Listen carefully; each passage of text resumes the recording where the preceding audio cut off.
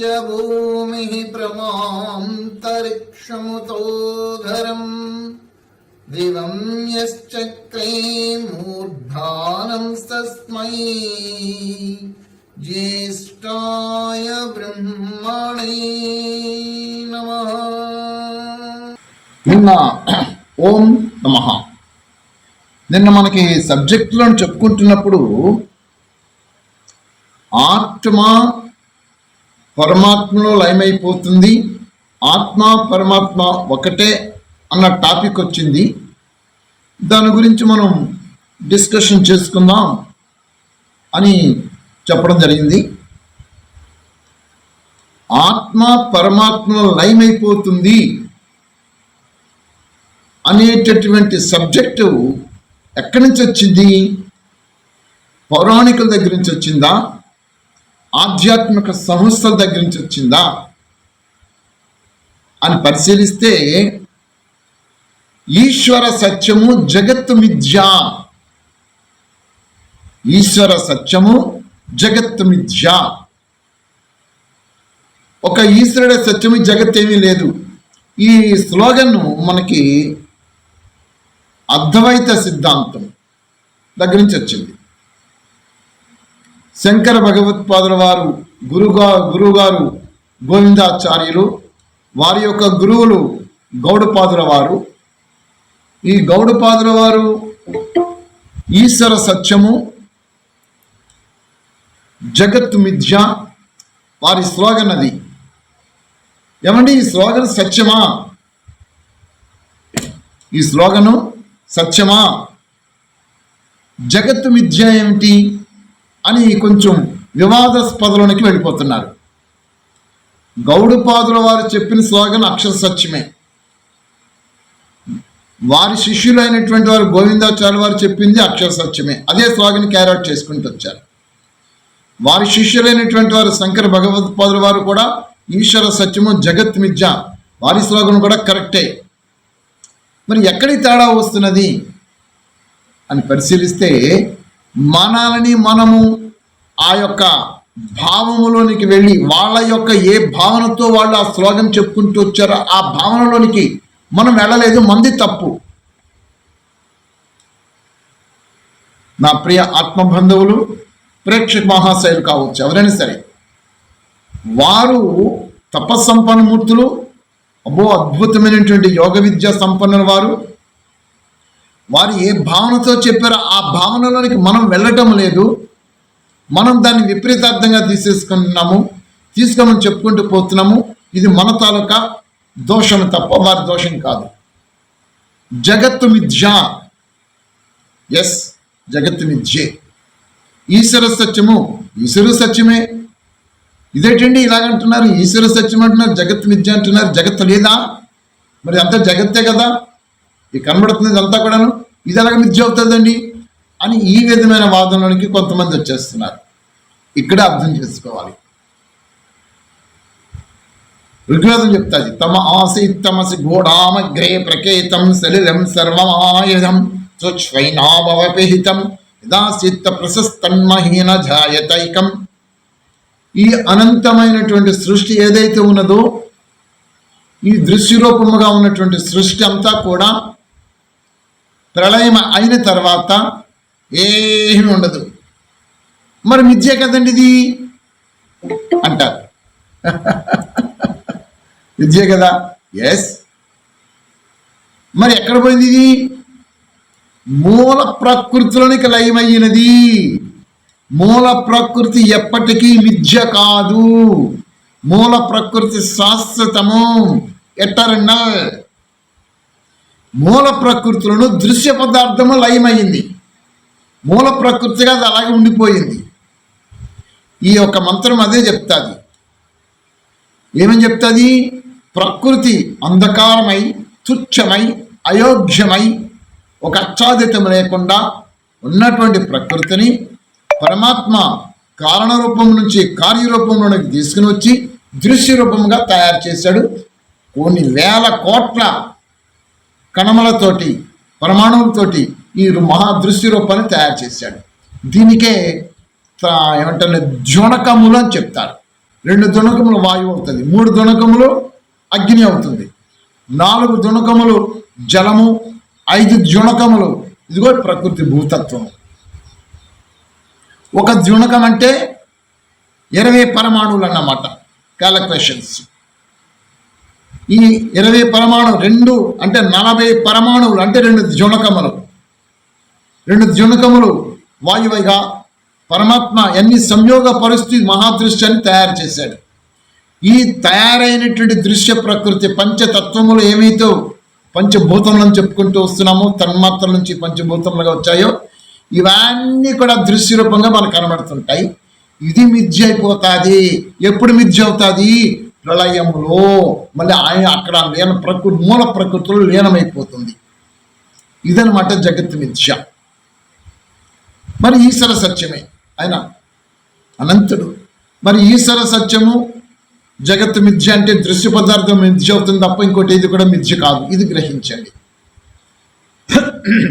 మరి అలాంటప్పుడు ఆత్మ కూడా పరమాత్మలో లయమైపోతుంది. కానీ ఆత్మ పరమాత్మ ఒకటే కదండి. ఆత్మ పరమాత్మ ఒకటే. అలాగని చైతన్యమైనటువంటి ఆత్మ పరమాత్మ ఒకటే అని మనకి వేదాలే ప్రమాణము. కాబట్టి వేదాలలో ఒక్క మంత్రమైన 20,500 మంత్రాలు ఉంటవి వేదాలలో.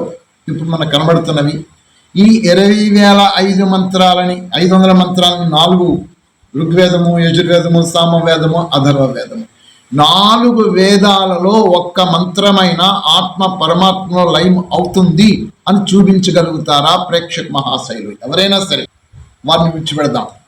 ఇప్పుడు మనం డిస్కషన్ చేసుకుందాం. నిన్న మన డిఎస్పి గారు చెప్పారు, ఆత్మ పరమాత్మ ఒకటే అని చెప్పేసి అన్నారు. ఆత్మ పరమాత్మ ఎన్నటికీ కూడా ఒకటి కాదు. ఆత్మ వేరు, పరమాత్మ వేరు, ప్రకృతి వేరు. అంటే ద్వైతమా? ఎస్, 100% ద్వైతమే. మరి అద్వైతం అండి, అద్వైతము అద్వైతం అనే దానికి అర్థము తెలియని కారణంగా అద్వైతం చెప్పుకుంటున్నాం. ద్వైతము కానటువంటి వాడు అద్వైతుడు. 2 కానటువంటి వాడు, సమానుడు కానటువంటి వాడు. ఎవడు సమానుడు కానటువంటి వాడు? ఆయనతో సమానం కానటువంటిది అద్వైతము. పదాలకి అర్థం మనం తెలుసుకోవాలి. ద్వైతము కానటువంటి వాడు అంటే 2 లేనటువంటి వాడు, ఒక్కడగా ఉండినటువంటి వాడు. ఆ ఒక్కడగా ఉండినటువంటి వాడు ఎవడంటే ఒక్క ఈశ్వరుడే. నా ద్వితీయో, నా తృతీయో, నా చతుర్థో, నా పంచమే అని చెప్తుంది మనకి వేదం, అధర్వేదం చెప్తుంది. రెండవడు ఎవడు కూడా లేడు, ఉన్నవాడు ఒక్కడే. అదనమాట అద్వైతము. అద్వైతుడు, ద్వైతము కానటువంటి వాడు అద్వైతుడు. మా ఊర్లోనండి ఆయన గారు ఉన్నారండి, ఆయన మహాబలవంతుడండి అని చెప్తాను. ఆయన మహాబలవంతుడి ఒక విశేషతను విశేషణ అక్కడ చెప్పాను. అంటే బలవంతులు లేరా? ఇంకా ఉన్నారు. బలవంతులలో కన్నా ఆయన ఉన్నాడు. ఆయన ఎలా ఉన్నాడు? మహాబలవంతుడిగా ఉన్నాడు. అక్కడ మహా అని విశేషం చూపించింది అక్కడ. అలాగే ద్వైతము అంటే 2, అద్వైతము 2 కానటువంటి వాడు ఎవడు? ఒక్కడే. ఆ ఒక్కడనే దానికి ఏమిటి ప్రమాణము? అధర్వేదముల పదాలు 14. మీ దగ్గర అధర్వేదం ఉంటే ఒకసారి చేస్తారండి సార్. నా ద్వితీయో, నా చతుర్థో, నా పంచమని కనబడుతుంది మంత్రము. సూత్రాలలోనికి వెళ్ళాలి, ధాతుపాఠములోనికి వెళ్ళాలి. ధాతుపాఠంలోనికి వెళితే అద్వైతుడు అనే దానికి వివరణ మనకి చెప్తాది. ద్వయోర్భావ ద్వాభ్యామితం సాధ్యత ద్వైతం వా శైవ తదైవ వా ద్వైతం న విద్యతే ద్వైతం తృతీయో ఈశ్వర భావో యస్మిన్ తదద్వైతం. అర్థాత్ సజాతీయ విజాతీయ స్వగత భేదశూన్యం పరమాత్మ బ్రహ్మ. అంటే 2 లేనటువంటి వాడు. 2 ఉండటము లేదా రెండింటితో కలిసి ఉండటము ద్వితమవుతుంది, లేక ద్వైతమనబడుతుంది. ద్వితమే. ఈ ద్వితమునకు ముందు అకారం చేర్చితే అద్వైతం అనే శబ్దం వస్తుంది. అలాంటి ద్వైతము లేనివాడు అవటము వల్ల అద్వైతం, తన వంటిదే మరొకటి ఉండటము సజాతీయమవుతుంది. తనకంటే భిన్నముగా వృక్ష పాషాణాది జాతులు ఉండటం విజాతీయమవుతుంది. శరీరంలో కన్ను, ముక్కు, చెవి మొదలైనవి అవయవాల భేదం ఉండటం వలన స్వగతము. ఇలా అతడికి రెండో స్వజాతీయుడు కానీ, ఈశ్వరుడు కానీ, విజాతీయ ఈశ్వరుడు కానీ, తనలోని వేరే తత్వాలు కానీ ఉండడం కానీ లేనందువలన ఆ ఈశ్వరుడికి అద్వైతుడు అని పేరు. ఈ అద్వైతం అనేటటువంటి నామాన్ని తీసుకొని చాలామంది ఆ ఆత్మ పరమాత్మలో లీనమైపోతుందని చెప్పేసి వస్తున్నారు. ఈ అద్వైత సిద్ధాంతం తీసుకొని చూస్తే ఈశ్వర సత్యము జగత్ మిథ్య అనే వాదన ప్రప్రథమగా మనకి కనబడుతూ వస్తున్నది. ఈ ఈశ్వర సత్యము జగత్ మిథ్య అనేటప్పటికీ జగత్తు దృశ్య పదార్థం మిథ్యగా కనబడుతున్నది. మూల ప్రకృతిలో దృశ్య పదార్థం లయమైపోతున్నది. అప్పుడు ఉన్నది ఒకటే అయిపోయింది, మూల ప్రకృతి. మూల ప్రకృతి ఉండిపోతుంది, దృశ్య పదార్థము లయమైపోతుంది. ఇదన్నమాట జగత్ మిథ్య. అద్వైతము అనేటప్పటికి ద్వితము కానటువంటి వాడు అద్వైతుడు. ద్వితము అంటే రెండుగా లేనటువంటి వాడు. స్వజాతీయులలో కానీ, విజాతీయులలో కానీ, అంటే తనలోను కానీ, తనలో అనేటప్పటికి తనకు భిన్నముగా తన లోపల రెండోది ఏది కూడా లేదు. అంటే మనకి ఆత్మకి భిన్నముగా ఇదిగో శరీరము కనబడుతుంది, నేత్రములు కనబడుతున్నవి, చెవులు కనబడుతున్నవి, ఈ కర్మేంద్రియాలు, జ్ఞానేంద్రియాలు అన్నీ కూడా మనకి భిన్నముగా కనబడుతున్నవి. అలాగే ఆయన దగ్గరికి వెళ్ళి చూస్తే భిన్నముగా ఆయన లేదే లేదు, అసలు శరీరమే లేదు. ఆయనక ఉన్నతమైనటువంటి వాడు కూడా లేడు. ఈ విధంగా ద్వితం అనేది కనబడుతూ వస్తుంది. ఇదే మీకు 37:51 అథర్వ వేదంలోనికి తీసి చూస్తే, అయ్యా 37:51 మంత్ర సంఖ్య అథర్వ వేదం తీసి చూస్తే ఇక్కడ చాలా వివరించి మనకి మంత్ర సంఖ్య కనబడుతుంది. అథర్వ వేదము 37:51 ఓం నా ద్వితీయో నా తృతీయో చతుర్థో నా పుచ్యతే యా ఏతం దేవమేకవృతం దేవేధ అథర్వ వేదం చెప్తాది. 37:51 సార్. 37:50, 37:51, 37:52 వీటన్నిటిలోనూ కూడా మీకు కనబడతారు. చూడండి సార్.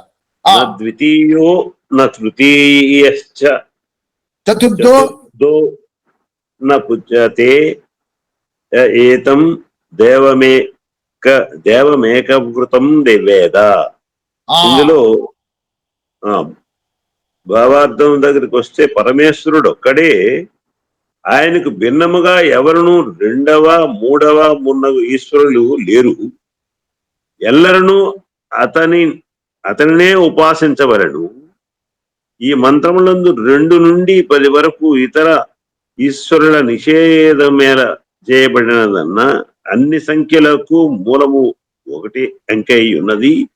ఈ యొక్క దానిని 2, 3, 4, 5, 6, 7, 8, 9 తడవలు గణించుటచే ఈ అంకములు సిద్ధం అగును. మరియు 1పై శూన్యము ఇచ్చుటచే 10 సంఖ్య అగును. ఇందువల్ల వేదము ఒకే ఈశ్వరుని నిశ్చయపరిచి రెండవ ఈశ్వరుడంటును సర్వదా నిషేధించినది. అనగా అతని ఏకత్వమునందును భేదము లేదు, మరియు అతడు శూన్యమును కాడు, కానీ అతడు సచ్చిదానంద గుణయుక్తుడు, ఏకరస పరమాత్మయై ఉన్నాడు. ఆ పరమేశ్వరుడు ఒక్కడే. చెప్పండి సార్. దీన్ని బట్టి చూస్తే పరమేశ్వరుడు ఒక్కడే, ఇంకా వేరే వాడు రెండవ వాడు కానీ కూడా అది ఎవరు లేదు. పరమేశ్వరుడు ఒక్కడే. ఇక ఏంటంటే మనకి ఆత్మకి పరమాత్మకి మనం ఇది ఒకటే అన్నటువంటి వాదన ఏదైతే ఉన్నదో దాని మీద మనం విశ్లేషిస్తున్నాం. ఇప్పుడు ఆత్మ దగ్గరికి వెళదాం. ఆత్మ దగ్గరికి వెళదాం. ముందు పరమాత్మ మనకు నిశ్చయం అయిపోయింది. పరమాత్మ అనేటటువంటి వాడు ఒక్కడే. ఆయనకి రెండోవాడుగా ఇంకొక ఈశ్వరుడు కానీ, ఇంకొక పరమాత్మ కానీ, ఇంకొక దేవుడు అంటూ ఎవడో లేడు. ఉన్నవాడు ఒక్కడే, ఒకే ఒక్క దేవుడు. ఆయన ఈశ్వరుడు అనవచ్చు. ఆయన కర్తవ్యముల నామములు అనేకముగా ఉన్నవి. ఆ కర్తవ్యాలకి నామాలకి అనేక రూపాలని పౌరాణికులు చిత్రీకరణ చేసుకున్నారు. కానీ ఆయన మాత్రం ఒక్కడే అని మనకి ఈ మంత్రము 3751 సీరియల్ నెంబర్ మంత్ర సంఖ్య నెంబర్లో 3752 33 3753 ఈ మంత్రాల వరుసగా చెప్తూ వస్తున్నది. ఒక్కడే ఈశ్వరుడు, ఒక్కడే పరమాత్మ, రెండు వాడు ఎవడో లేడు అని పక్కన నిశ్చయమైపోయింది. బాగుంది. మరి ఆత్మ గురించి వెళదాం. ఆత్మ పరమాత్మలో లయం అవుతుందా? ఇది సబ్జెక్ట్ కావాలి మనకి. ఇప్పుడు ఈ సబ్జెక్ట్ కావాలంటే అయ్యా ఋగ్వేదం తీస్తారా? ఋగ్వేదములను 1వ మండలంలోను 164వ సూక్తములోను 20వ మంత్రం తీస్తారా సార్? ఇది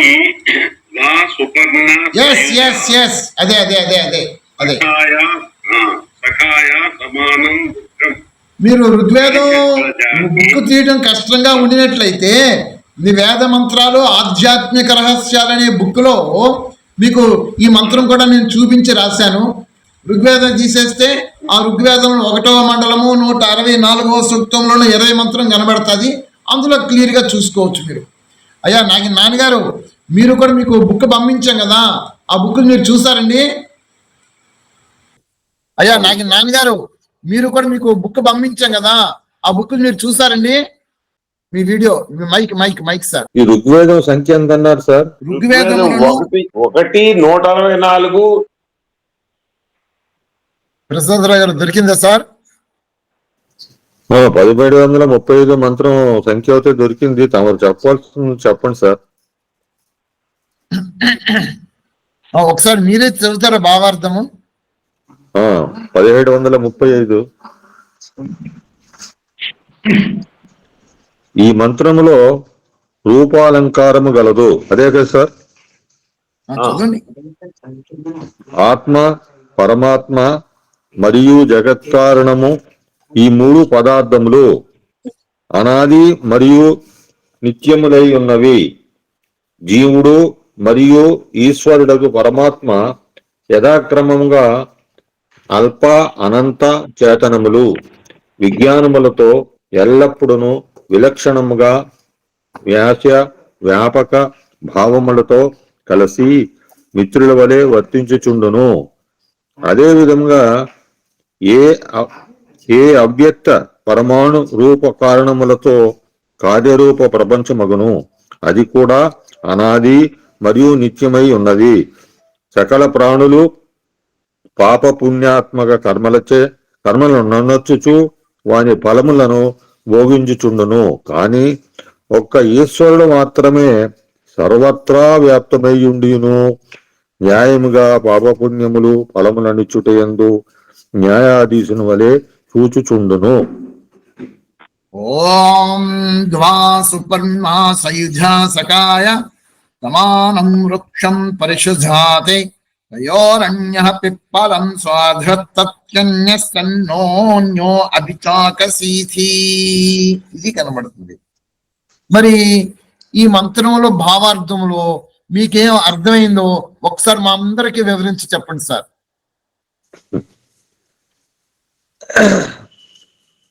నేను ఒకసారిలో చదివినంత మాత్రం సరిగా చెప్పలేను మహాశయ. మళ్ళీ ఒకసారి చదవండి, పర్వాలేదు. మనకి అర్థం కావాలి, సబ్జెక్ట్ అర్థం కావాలి. ఈ మంత్రంలో రూపాలంకారం గలదు.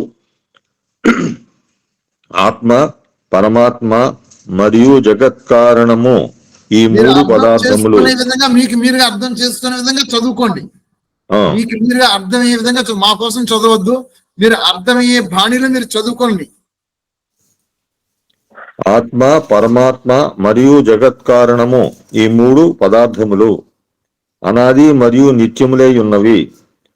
జీవుడు మరియు ఈశ్వరుడు పరమాత్మ యథాక్రమముగా అల్ప అనంత చేతనములు విజ్ఞానములతో ఎల్లప్పుడూ విలక్షణముగా వ్యాపక భావములతో కలిసి మిత్రుల వలె వర్తించుచుండెను. అదే విధముగా ఏ అవ్యక్త పరమాణు రూప కారణముతో కార్యరూప ప్రపంచముగును. అది కూడా అనాది మరియు నిత్యమై ఉన్నది. సకల ప్రాణులు పాప పుణ్యాత్మక కర్మ నొనర్చుచు వాని ఫలభోగములను భోగించుచుండును. కాని ఒక్క ఈశ్వరుడు మాత్రమే సర్వత్రా వ్యాప్తమై ఉండియును న్యాయముగా పాపపుణ్యములు ఫలములు నిచ్చుటయందు న్యాయాధీశుని వలె చూచుచుండును. దీన్ని బట్టి స్థూలంగా నాకు అర్థమైందంటే ఆత్మ, పరమాత్మ మరియు జగత్ కారణములు ఈ మూడు పదార్థములనీను, ఈ జీవుడు మరియు ఈశ్వరుడు పరమాత్మని యథాక్రమంగాను అనంతముగాను ఉన్నారనిను, వాళ్ళు పాప పుణ్య కార్యములు నొచ్చుచూ ఉండురని, కానీ ఈశ్వరుడు అనేవాడు ఒక్కడ మాత్రమే సర్వవ్యాప్తమై ఉండి ఈ వీళ్ళు చేయు పాపపుణ్య బలములను నొచ్చిచూ న్యాయాధీశుని వలె వర్తించుచుండును అని అర్థమవుతుంది. దీన్ని బట్టి ఏంటంటే జీవుల యందు ఉండేటటువంటి ఆత్మ వేరు, వీళ్ళందరికీ న్యాయ నిర్ణేత వలె ఉండేటటువంటి శాశ్వతంగా ఉండేటటువంటి ఈశ్వరుడు ఒక్కడే అని తెలియచున్నది సార్. మరి అట్లాగే ఇక్కడ అన్నయ్య గారు ఆత్మ వ్యాపకం కాదని అర్థమవుతుంది ఇక్కడ మనకు. అవును, మన ఆత్మ మనం ఇంతకుముందు అందరూ చెప్పడం ఏంటంటే ఆత్మ అనేది అంతటా వ్యాపించి ఉంటుంది అంటారు మామూలుగా. మన అవునండి, ఆత్మ వ్యాపకం కాదని అర్థం ఇక్కడ మనకు అనుకుంటున్నాను. అర్థమైంది. అవునండి, దీన్ని బట్టి అంతే అర్థమవుతుందండి.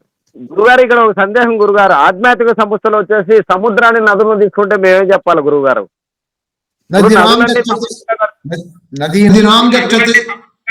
నదీనాం గచ్చతి సాగరః, నదులన్నిటికీ గమ్యస్థానము సాగరమే. ఈ నదీనాం గచ్చతి సాగరః అనేటటువంటి పదాన్ని తీసుకొని, స్లోగన్ తీసుకొని ఆత్మలన్నీ పరమాత్మలో లయమైపోతాయి అని ఈ స్లోగన్ అక్కడ చూపించుకుంటూ వచ్చేస్తున్నారు. ఇక్కడే అందరూ గమనించాలి. నదీనాం గచ్చతి సాగరః, ఈ నదులు సాగరము జడమా చైతన్యమా? జడమా చైతన్యమా? నానిగారు నదులు అవి జడమండి. జడము పదార్థము, జడ పదార్థము. ఇక్కడ మళ్ళీ జడ పదార్థాలను విడగొడితే పంచభూతములను విడగొట్టి చూస్తే పంచతన్మాత్రలను విడగొట్టి చూస్తే మహాతత్వం విడగొట్టి చూస్తే మూల ప్రకృతిలో ఈ పంచభూతములు పరమాణు రూపములో రసరూపంలో అలా ఉండిపోతాయి. అవి కలవవి. నిరాకారమైన పరమాత్మ తమసి ఘోడామగ్రే ప్రకేతం సలిలం సర్వమాయుధం తుచ్ఛ్వైనా భవపిహితం ప్రశస్త హీనజాయతైకం. అన్న అద్భుతమైనటువంటి అనంతమైనటువంటి మూల ప్రకృతిని సంయోగములచే ఒకదాన్ని ఒకటి కలుపుతూ దృశ్య రూప పదార్థములుగా ఈ పంచతన్మాత్రలు మహాప్రకృతి, మహాతత్వం నుంచి అహంకారం నుంచి మనస్సు నుంచి బుద్ధి, వాటి నుంచి పంచతన్మాత్రలు, ఈ పంచతన్మాత్రల నుంచి పంచభూతముల నుంచి ఈ శరీరములు, ఇవన్నీ తయారు చేసుకుంటూ వచ్చేసాడు ఆ దివ్య పురుషుడు పరమేశ్వరుడు. అయితే ఈ స్థూల ప్రకృతి దగ్గరికి వచ్చినప్పటికీ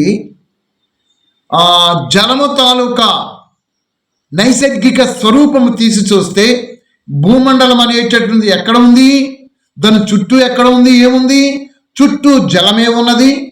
జలములో భూమండలం తేలియాడుతూ ఉన్నది. భూమి అనేటువంటిది ఒక గోళంగా స్వీకరిస్తున్నప్పుడు దాని చుట్టూ జలతత్వమే ఉంటున్నప్పుడు ఎక్కడ నీటి చుక్క పడినా దాని జలం తాలూకా స్వాభావిక లక్షణము ప్రయాణం దిగువకు ప్రయాణం చేయడమే, పల్లమునకు ప్రయాణం చేయడమే. కాబట్టి భూమి ఉపరితలములో ఎక్కడ నీరు చుక్కపడినా అది పల్లంలోనికే ప్రవేశిస్తుంది. ఈ పల్లం ఎక్కడ ఉంది? చుట్టూ నీరెమ్మలి గంగే ఉంది అక్కడ. కాబట్టి ఎక్కడ నదులు ఏ వర్షపు చుక్కబడినా ఏమి చేసినా మళ్ళీ వాటి ప్రయాణము పల్లమ వైపుకే. కాబట్టి నదులలో కలిసిపోయి మళ్ళీ జలతత్వంగానే ఉండిపోతుంది తప్ప అక్కడ జలతత్వము ఇంకొక తత్వంగా మళ్ళీ మారదు. అదే విధంగా ఇది స్వాభావిక లక్షణమనివి. అందుకనే ఈ మంత్రంలో చెప్పుకొచ్చాడు, ద్వా సుపర్ణ సయుజ సకాయ సమాన వృక్షం పరిషజాతే తయోరణ్య పిప్పలం స్వాధత్య అనన్య అభిచాకసీతి అని చెప్పుకుంటూ వచ్చాడు ఈ మంత్రంలో. అంటే ఆత్మ, పరమాత్మ, ప్రకృతి 3 విభిన్న లక్షణములతో విభిన్న వృత్తులతో ఇవి ఉంటవి. ఆత్మ శాశ్వతము, పరమాత్మ శాశ్వతము, ప్రకృతి శాశ్వతము అని 3 కూడా అక్కడ లక్షణములతో ఈ మంత్రం చెప్పుకుంటూ వచ్చాడు.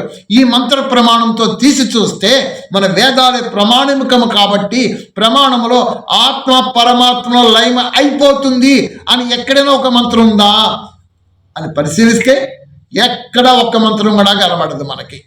మరి స్లోగన్ ఎలా ఎక్కడి నుంచి వచ్చింది? పౌరాణికుల దగ్గర నుంచి వచ్చింది.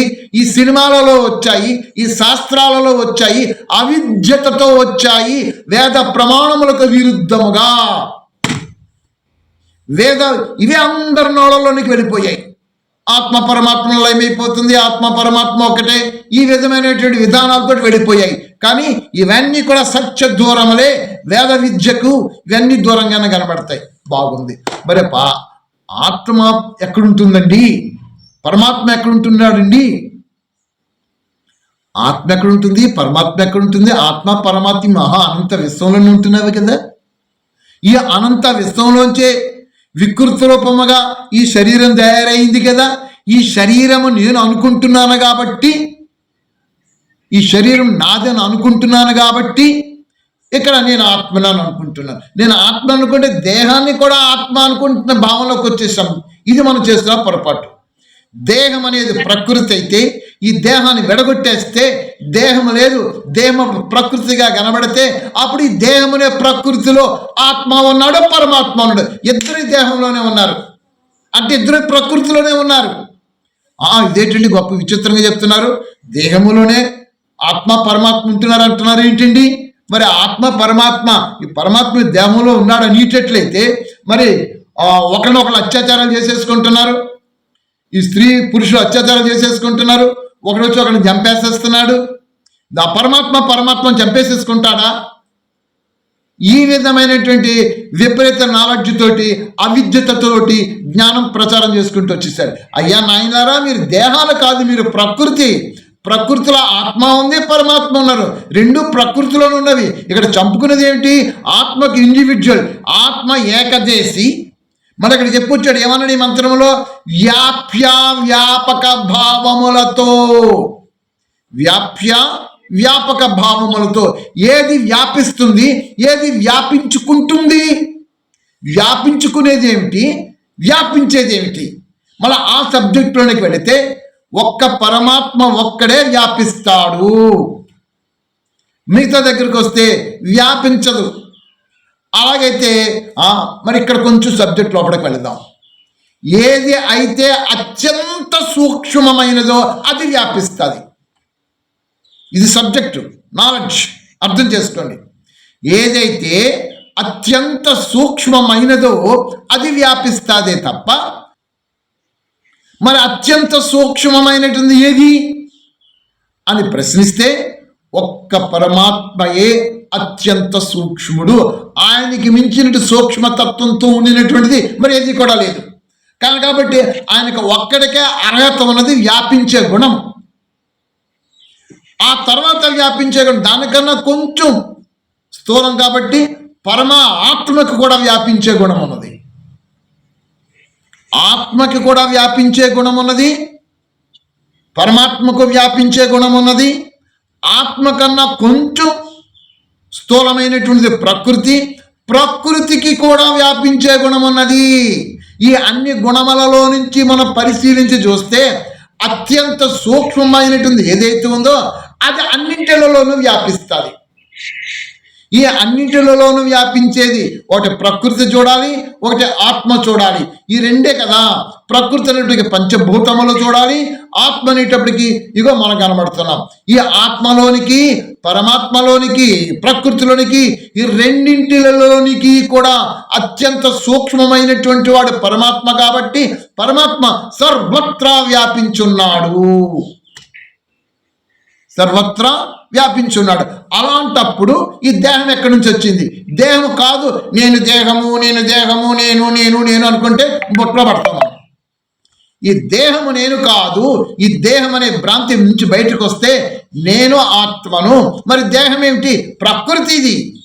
ప్రకృతి యొక్క రూపమే వికృతి రూపం నుంచి ఈ విధంగా తయారు చేశాడు పరమేశ్వరుడు. కాబట్టి ఈ ప్రకృతి అని ఇందులోనూ పరమాత్మ ఉన్నాడు, ఈ లోపట ఉన్నాడు, ఈ బయట ఉన్నాడు. లోపట బయట రెండింటిలోనూ కూడా ఉన్నాడు పరమాత్మ. నీ లోపట ఉన్నాడు పరమాత్మ, నీ బయట ఉన్నాడు పరమాత్మ. ఇది ఇంకా బాగుందండి. ఇది నా లోపట పరమాత్మ ఉన్నాడు, నా బయట పరమాత్మ ఉన్నాడా? దీనికి ఏమైనా ప్రమాణాలు ఉన్నావండి? ఎలాగంటే ఎస్, దీనికి కూడా ప్రమాణాలు ఉన్నవి. అయితే ఇప్పుడు మనకి అర్థమైంది ఏమిటంటే ఆత్మ, పరమాత్మ, ప్రకృతి ఈ మూడు కూడా విభిన్న లక్షణములతో ఉంటవి. అర్థమైంది ఏం సార్? డిఎస్పి గారు అర్థమైంది సార్? అర్థమైంది. Okay sir. అయితే ఈ దేహం అనేటటువంటిది నేను కాదు దేహాన్ని. మరి నేను ఎవరిని? నేను ఆత్మని, చైతన్యాన్ని నేను. మరి దేహము నేను అనుకుంటున్నాను, ఇది నా అవిద్య.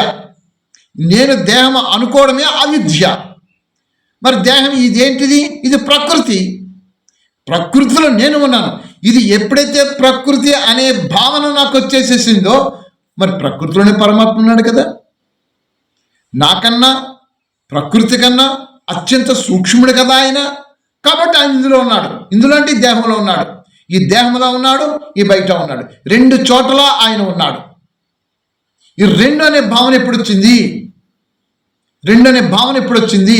లోపట బయట అనే భావన ఎప్పుడు వచ్చింది అంటే, ఒక పాత్రను తీసుకోండి. పాత్రను తీసుకొని మీకు ఉదాహరణగాను ఓ నీటిలో ముంచండి. నీటిలో ముంచితే నీటి లోపట నీరు, ఆ పాత్ర లోపట నీరు వస్తుంది. బహిర్పూర్ణో అంతర్పూర్ణో పూర్ణకం విభాంబరే, బహిశూన్యో అంతర్శూన్యో శూన్యకం విభాంబరే.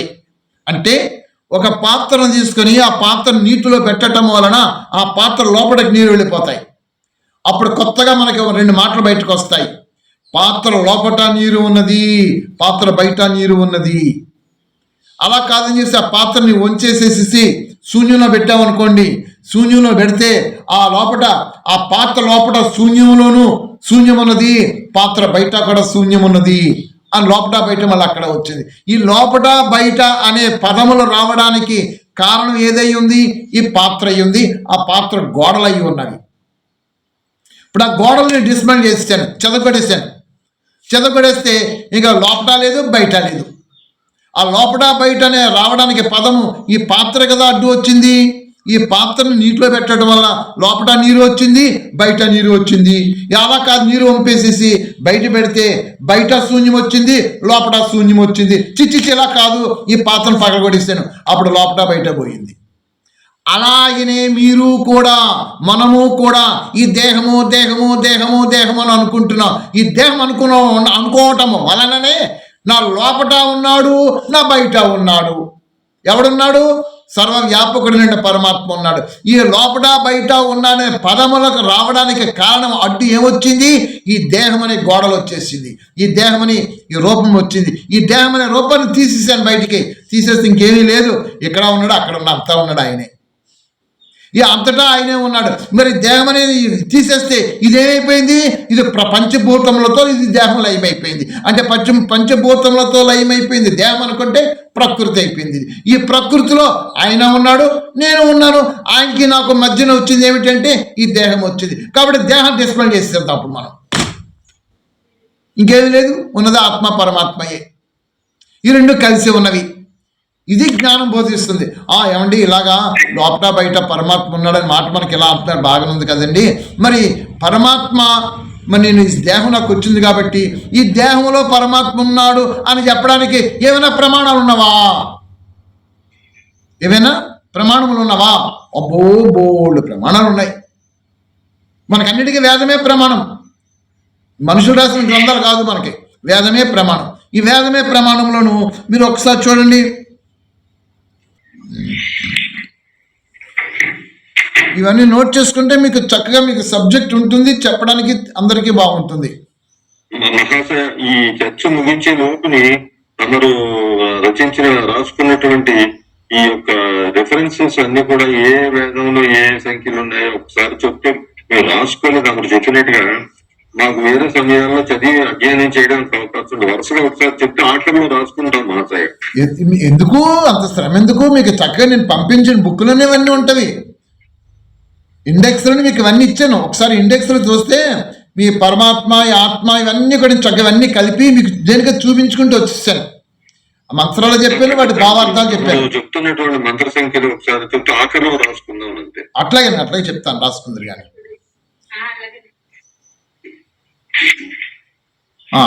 సరే చూస్తాను ఇప్పుడు. చదవండి బాబు, చదువునైనా గంగిరెడ్డి గారు. అన్నయ్య గారు గురువు గారు 1684 మంత్రం సంఖ్య, అది చదవమంటారా గురువు గారు? చదువునా. ఈ పూర్వోక్త ఇదే కదా గురువు గారు భావార్థం? అదే అదే అదే అదే ఈ పూర్వోక్త పరమేశ్వరుడు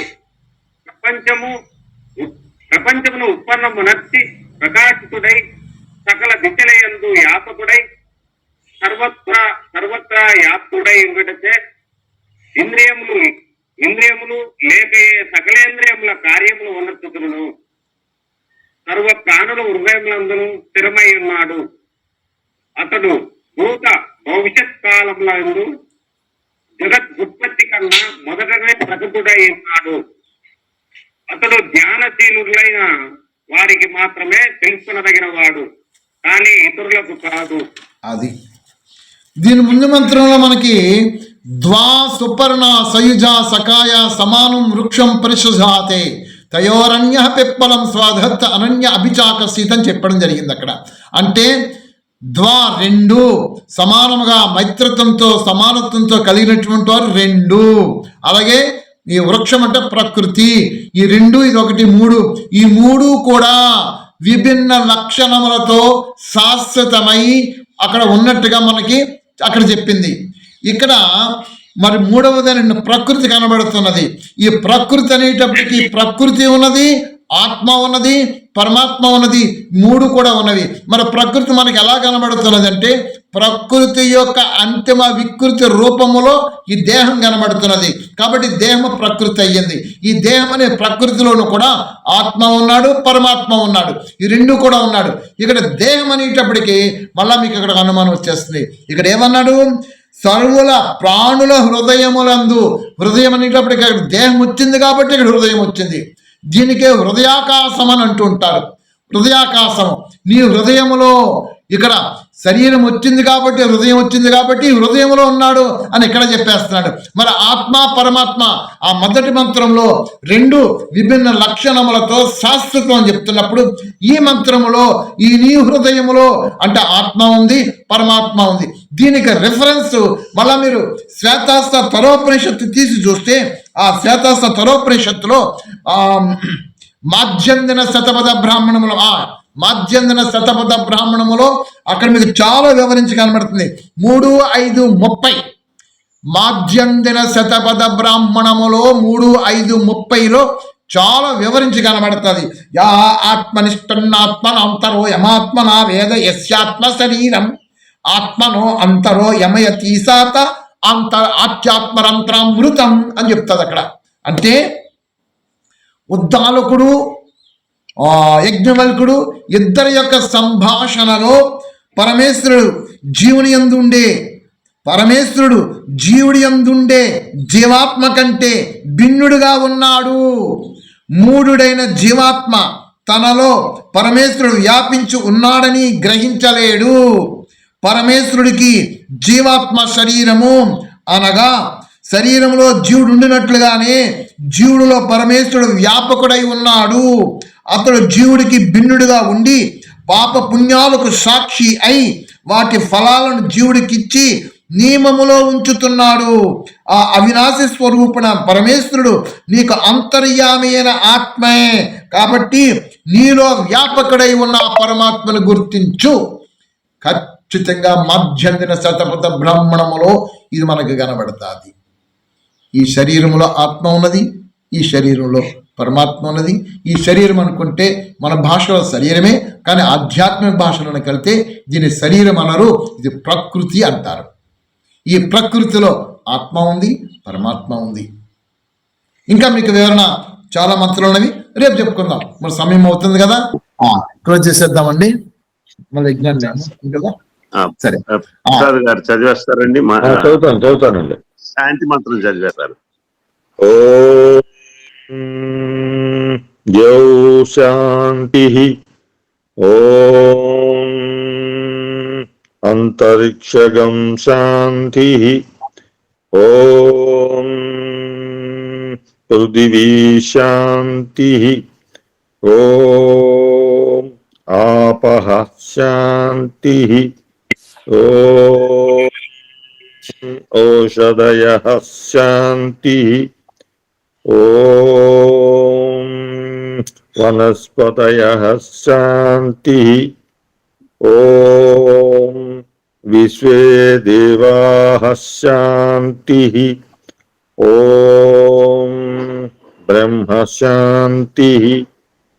ఓం సర్వగం శాంతి. ఓం శాంతిరేవ శాంతి. ఓం సామా శాంతిరేధి. ఓం శాంతి శాంతి శాంతి. ఓం నమః